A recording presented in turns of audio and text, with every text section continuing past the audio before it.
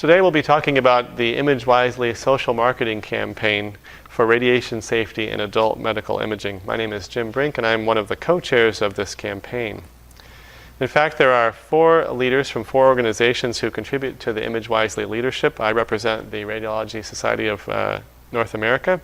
Rick Morin represents the American College of Radiology. Don Fry represents the American Association of Physicists in Medicine. And Greg Morrison represents the American Society of Radiology Technologists. Our charge was to raise awareness among imaging providers of opportunities to eliminate unnecessary imaging exams and to lower the amount of radiation used in necessary imaging exams to only that needed to capture optimal medical images.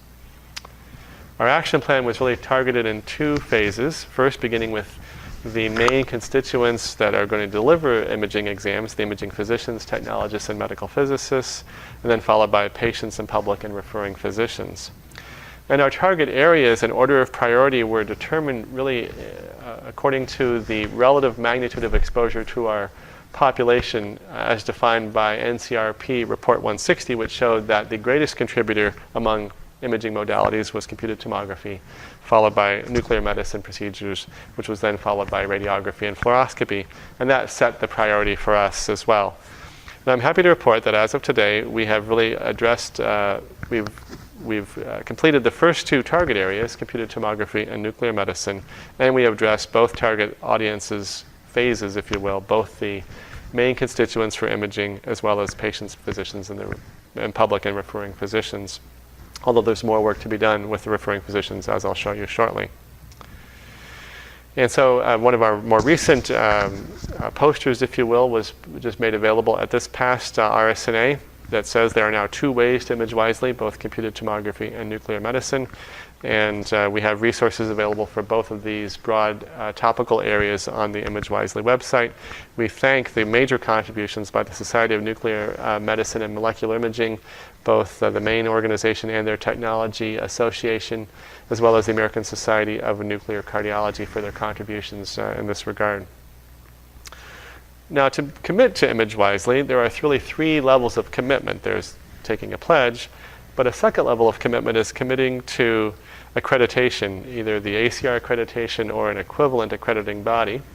And then the third level of commitment would be to participate in a dose index registry to really benchmark one's doses against one's peers. And the key messages really are to perform the right exam the right way, to use the most appropriate exam for the clinical problem, to make sure the benefits outweigh the risks, and if ionizing radiation is used, to make sure that the dose is appropriate. If CT is the right exam, before imaging, make sure that the dose and protocol are appropriate, to tailor the exam technique and other technical factors to the patient size and indication, to use as few phases as possible to answer the clinical question, and to scan only the indicated areas. We launched our program at the RSNA meeting in 2010, which was accompanied by an editorial in the December issue of Radiology, a campaign to increase awareness about adult radiation protection. And in that first year, we really focused on computed tomography, and we have a tremendous amount of resources available for CT on the Image Wisely website. You'll see that as of today, or last night when I was last updating this lecture, on January 13, we had 16,654 individual pledges to the Image Wisely campaign. Our website is really is broken down by constituent, and here is the landing page for imaging professionals. You then select whether you're an imaging physician, a medical physicist, or a radiologic technologist. It takes you to then more targeted content germane to your area of influence. And you can see that the topics are both available for instant viewing, but also downloadable as PDFs for offline viewing and reading as well. You can see they range from topics that relate to the exam techniques, such as adaptive statistical iterative reconstruction techniques to lower dose, but also effective strategies for whole body dose without compromising critical diagnostic information when considering the hybrid modality of PET-CT. So you'll find a wide range of topics and with very up-to-date and informative resources for you as an imaging professional. Referring practitioners also have a landing page which looks like this, and it has more of a question and answer format to the content, meaning imaging professionals often come with questions that are being posed to them by themselves or by their patients. Does my patient need diagnostic imaging? How do I decide which exam is best? And so forth. And these bring you to specific topics, both as downloadable PDFs as well as viewable online content. Patients, we recognized early on that patients already have a tremendous amount of resources available to them already in the form of the radiologyinfo.org website and the Radiology Benefits and Risks Primer. And we also, and so we provide links to those, but also then provide short video clips that can be viewed as well. Here's one, a husband and wife discuss radiation concerns. Here's one, a mother and child discuss radiation concerns. Will it improve care? Are there alternatives? And is the facility in which I'm considering accredited? So not just static displays, but also these live video clips for consumers to view. The Benefits Risk Primer is another very valuable resource to which we link, and it really provides very cogent comparison of the benefits and risks of medical imaging and analogies that individuals can understand, primarily through food. Too much food is not good for you, a certain amount of food is good for you, and that's basically the same concepts that are incorporated in this primer. Radiologyinfo.org has a wonderful compendium of resources available for patients and referring physicians, and rather than reinvent the wheel, we simply acknowledge and link to this important resource. It was a byproduct joint effort, if you will, of the American College of Radiology and the RSNA. We also partnered with the Food and Drug Administration to produce an imaging history record card. Here we simply provide the opportunity for individuals to track their medical exposures without necessarily tracking the dose associated with them, because we recognize that trying to estimate the dose of an individual examination can be problematic and misleading. And so this concept was endorsed not just by ImageWisely, but by the FDA. That's probably the most appropriate way for individuals to track their exposures is simply by recording them in a log, as is shown here, and we provide this downloadable card to allow individuals to track their exposures. Another really unique aspect of the ImageWisely website is in the form of the vendor microsites.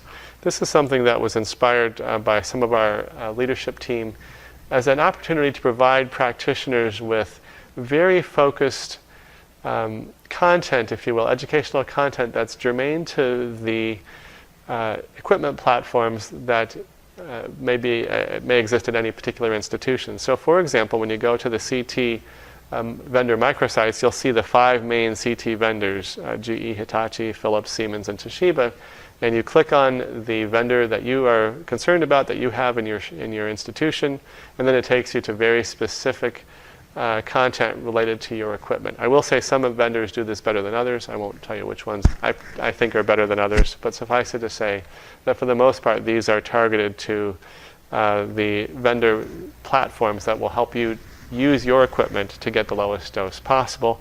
I'm happy to report that we're just initiating the process of building out vendor microsites for nuclear medicine right now as well. New features on the ImageWisely website include a hot topic session to really make sure that very up-to-date information is made available to practitioners who use ionizing radiation with medical imaging. But also a radiology safety case will be put forth by the physicist led by Don Fry. It is similar in style and format as the ACR case in point, and we're intending to provide CME credit for this. Here's an example of one case that's been submitted by Melissa Davis and Bob Dixon. They give a history. They show a very specific question with regard to the radiation exposure associated with the procedure described in that history. And rather than going through the details of what the answers are, I'll simply just highlight the question to show not only is it text-based, but also image-rich with specific images from this particular arteriogram with the intent to really question the operator. How might one reduce the dose both to the patient and to the operator, and what effects will different maneuvers have on that dose? I found these actually very challenging and informative, and I think you will too, and this will be a very nice addition to the ImageWisely website. Our pledge really exists in many flavors now. We have pledges not just for individual professionals, as shown here, but other types of pledges for organizations and so forth I'll come to in a moment. Suffice it to say that the pledge for individual professionals really, I think, highlights the key core principles of Image Wisely. Number one, to put the patient's safety, health, and welfare first by optimizing imaging exams to use only the necessary radiation to produce diagnostic quality images. To convey the principles of Image Wisely to the imaging team to make sure that the facility optimizes its use of radiation. To communicate optimal imaging strategies to referring physicians and to be available for consultation, a very important principle. And to routinely review imaging protocols to ensure that the least radiation is used to acquire diagnostic quality images for each exam. So these are the key core tenets of Image Wisely for imaging professionals. Note that we also have a set of pledges, a pledge, if you will, for facilities at various levels. Facilities can pledge at level 1 to take the basic pledge I just told you, but level 2 is to become accredited by an organization that evaluates radiation-related attributes, dose indices, compliance with accreditation pass-fail standards, clinical image quality reviewed by appropriate individuals, a phantom-based quality program using medical phantoms, and qualifications for the personnel that are set forth by the accrediting organization. Level 3, as I mentioned earlier, is a level of commitment that a facility would make to participate in a dose index registry, either local or national, that includes routine evaluation of procedures and dose indices. So a great graduated approach to facilities, but one that we think will help elevate the bar for medical imaging facilities across our country and worldwide. I won't go into some of the more detailed nuances of this. I'll let you read them yourselves on these next 2 slides. And then come next to the Referring Provider Pledge. The Referring Provider Pledge, I think, is an important concept that allows individuals who are not imaging professionals to pledge to educate themselves with regard to the relative radiation exposures for various imaging exams that use ionizing radiation, and to balance the medical benefits with any potential radiation risk associated with these exams. And they also pledge to consult as needed with imaging professionals in order to choose the most appropriate imaging exam for their particular patients. And finally, we have a pledge for associations, professional societies, and colleges to endorse and promote among their members the goals of Image Wisely to raise awareness throughout the medical community of opportunities to eliminate unnecessary exams and lower the amount of radiation used in necessary exams to only that needed to capture optimal medical images. And so our goals for 2013 take us to the third modality that I highlighted for you initially, and now that we've produced significant content for CT and nuclear medicine, we're moving on to fluoroscopy, with our intent to build out educational content for both diagnostic and interventional fluoroscopic procedures. In addition, we hope to extend our outreach to referring physicians, to encourage referring physicians through their various subspecialty societies and colleges to participate in Image Wisely, to espouse it to its membership, and to adhere to its principles. This last goal is being conducted jointly with Image Gently, who has the same inherent goals to really partner with their referring physicians, and that partnership with Image Gently, I think, is nicely illustrated in this poster we issued a year or 2 ago, the one-size-fits-all poster. The football player and the infant obviously are not the same size and require a very different approach to medical imaging, and by partnering Image Wisely with Image Gently, we hope to really highlight the awareness to the medical community at large about the concerns with ionizing radiation and the need to tailor the exams appropriately. Thank you very much for your attention.